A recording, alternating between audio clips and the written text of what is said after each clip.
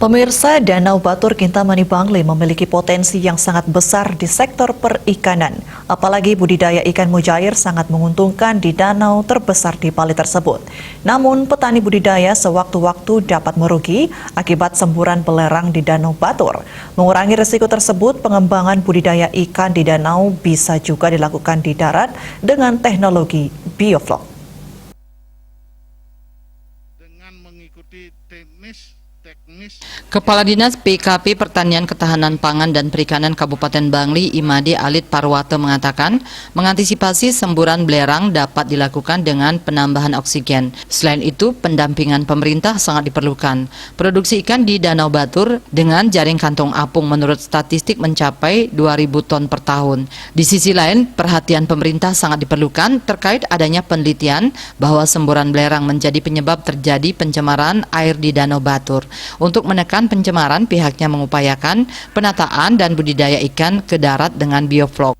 Hasil-hasil penelitian juga diisukan seperti itu menjadi salah satu pencemaran air danau seperti itu.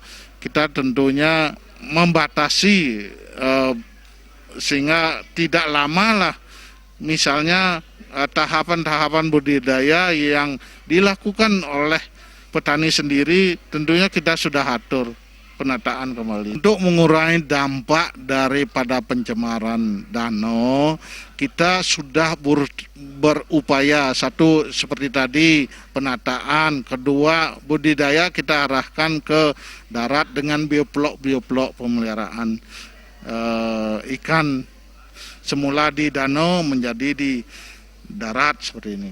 Ia menambahkan di masa pandemi ini produksi hasil panen ikan di Danau Batur cukup berlimpah, namun terkendala di pemasaran yang hanya mengandalkan pemasaran lokal.